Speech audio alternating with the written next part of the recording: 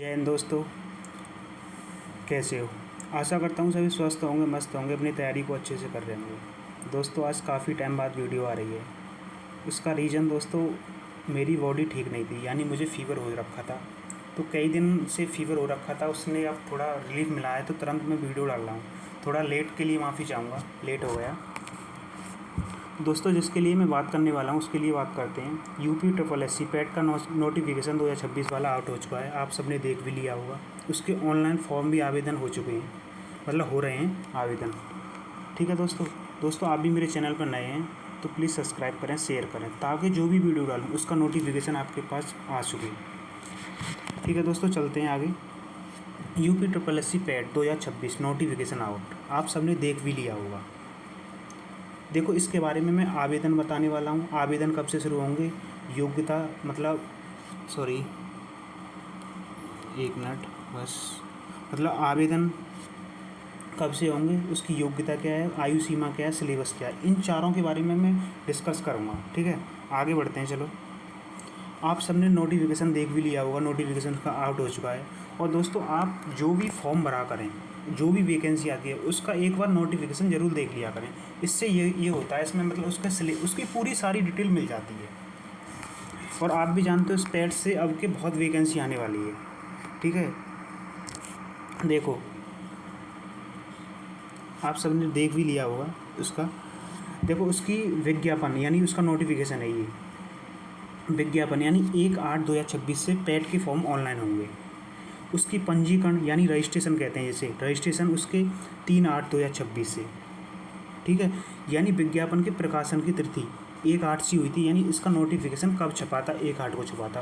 और उसके और पंजीकरण यानी रजिस्ट्रेशन 3/8 से हो रहे हैं। पंजीकरण कितने से हो रहे हैं, 3/8 से हो रहे हैं। आप सबने देख भी लिया होगा, 3/8 से हो रहे हैं पंजीकरण। ठीक है, पंजीकरण शुल्क जमा यानी पंजीकरण की फ़ीस 1/9 से।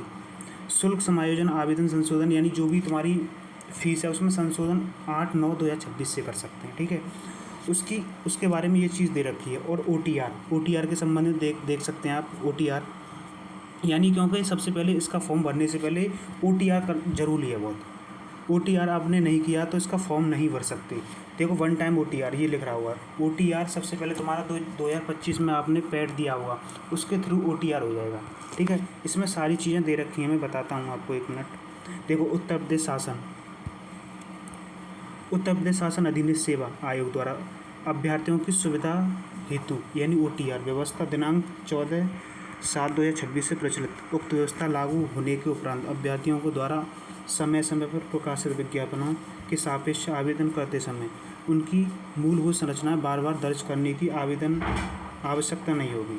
ठीक है, यानी OTR जिन्होंने एक बार कर लिया उनकी बार बार करने की ज़रूरत नहीं है, क्योंकि OTR का ये होता है, आपने 1 टाइम OTR कर लिया तो उसी से जितनी भी बार तुम पैड भरोगे तो आपको बार बार करने की ना, उसी के मतलब उसी जो OTR कर दिया आपने तो फॉर्म फिर आपको रजिस्ट्रेशन नंबर डाल के अपने आप फिल कर देंगे, वो कोई डिटेल नहीं बनी, क्योंकि आपकी डिटेल पहले से ही भरी जा चुकी है। ये होता है OTR कंट्रोल। ठीक है, आगे चलते हैं।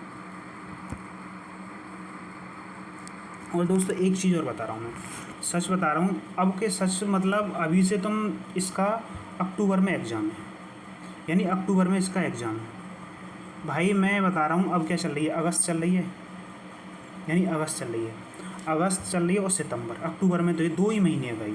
और सच बता रहा हूँ, तुम किसी के कोर्स के चक्कर में मत पड़ना भाई। देखो आपने देखो कितने तमाम सारे प्लेटफॉर्म पर कोर्स लॉन्च हो गए। हम मतलब बहुत से बोल रहे हैं हम 80-90 ये कराएंगे वो कराएंगे। भाई सच बता रहा हूँ, अपने सिर्फ और सिर्फ रिवीजन और अपने नोट्स से करना, मॉक रिवीजन नोट्स। मैं तो यही कहता हूँ बार बार भाई, किसी के कोर्स के चक्कर में मतलब जो सेल्फ स्टडी होती है ना अपने नोट्स से, सिलेक्शन उन्हीं से होता है भाई। किसी के मतलब एक तुम सोचो मैं कोर्स ले लूँ ये ले लूँ, भाई 2 महीने में कुछ नहीं होने वाला ना, चक्कर में पढ़ना, सिर्फ अपने नोट्स पढ़ना और उन्हें बार बार रिवाइज़ करना। और भाई देखो मॉक चल रहे हैं किसी प्लेटफॉर्म, बहुत सारे टेस्ट बुक RWA एग्जाम पर बहुत सारे हैं, उन्हें मॉक देते रहना भाई। इसका एग्ज़ाम अक्टूबर में। और भाई मैं तो ये कहूँगा 75+ ही रखना अपना, जहाँ तक है वहाँ तक 75+ ही अपना स्कोर रखना, क्योंकि इससे परसेंटाइल अच्छी बन जाती है और वैकेंसी भाई बहुत अच्छी आने वाली है इससे। देखो इसके सिलेबस के बारे में डिस्कस कर लेते हैं। सिलेबस क्या है इसका, देखो सबसे पहले, देखो इसके सिलेबस में आता है सबसे पहले बात करते हैं हिस्ट्री। हिस्ट्री में क्या आता है, इंडियन हिस्ट्री में, इंडियन हिस्ट्री 5 नंबर की आएगी। इसमें क्या है, सिंधु घाटी सभ्यता, वैदिक सभ्यता, ठीक है, ये 5 नंबर की आएगी। उसके बाद बौद्ध धर्म, बौद्ध धर्म हो गया, जैन धर्म हो गया, जो जीवनी विशेष हो गया, मौर्य वंश सम्राट अशोक हो गया, गुप्त वंश हो गया, हर्षवर्धन, राजपूत काल हो गया, सल्तनत काल हो गया, और तुम्हारा मुगल साम्राज्य हो गया, मराठा हो गया, ब्रिटिश राज का अभ्युदय यानी ब्रिटिश स्वतंत्रता संग्राम सुना होगा तुमने, और ब्रिटिश राज का सामाजिक आर्थिक अभाव हो गया। उसके बाद आ गया तुम्हारा इंडियन नेशनल मतलब मूवमेंट यानी भारत के राष्ट्रीय आंदोलन, ये भी एक इसी का हिस्सा है हिस्ट्री का। आंदोलन, जो राष्ट्रीय आंदोलन हुए थे वो भी 5 नंबर के आ रखे हैं, ये भी 5 नंबर की चीज़ आएगी, देख लो। उसमें क्या है, स्वाधीनता आंदोलन, स्वदेशी तथा सविनय अवज्ञा आंदोलन, महात्मा गांधी ने कहाँ आंदोलन किए थे, क्रांतिकारी आंदोलन, विधायी संशोधन था, ब्रिटिश एक्ट 1935, भारत छोड़ो आंदोलन, और आज़ाद हिंद फौज जो सुभाष चंद्र बोस के बारे में, ये हो गए राष्ट्रीय आंदोलन, ये 5 नंबर के हो गए। उसके बाद आ गई तुम्हारा भूगोल। भूगोल में क्या दे रखा है, देखो भूगोल में ये भी 5 नंबर का आएगा, ज्योग्राफी भूगोल, भारत एवं विश्व का भूगोल आएगा। इसमें नदियाँ और नदी घाटी, इसमें भूजल संसाधन और पर्वत पहाड़ियाँ हिमनद, मरुस्थल शुष्क क्षेत्र और खनिज वन, भारत एवं विश्व का राजनीतिक भूगोल और जलवायु मौसम और टाइम जोन, आपने देखा वो टाइम जोन, और जनसंख्या के बारे में, ठीक है, ये हो गई है भूगोल। उसके बारे में क्या है, उसके बारे में तुम्हारी इकोनॉमी, इकोनॉमी क्या है, इकोनॉमी 5 नंबर की आएगी। इसमें भारतीय अर्थव्यवस्था 1947 से 1991 यानी अर्थव्यवस्था इकोनॉमी। इसमें योजना आयोग, पंचवर्षीय योजना, भाई इनमें से एक क्वेश्चन बनता है जरूर, मिश्रित अर्थव्यवस्था, निजी सार्वजनिक क्षेत्र, हरित क्रांति और दुग्ध विकास एवं ऑपरेशन फ्लड, ये हो गई। इसके बारे में फिर आगे बैंकों का राष्ट्रीयकरण, ये बैंकों का राष्ट्रीयकरण। उसके बारे में वर्ष 1991 से आर्थिक सुधार, उसके बाद में अर्थव्यवस्था, ये भी 5 नंबर की है। और वर्ष 2014 के पश्चात आर्थिक सुधार, कृषि सुधार, ढांचा सुधार, श्रम सुधार और आर्थिक सुधार, जीएसटी, ये आएगी।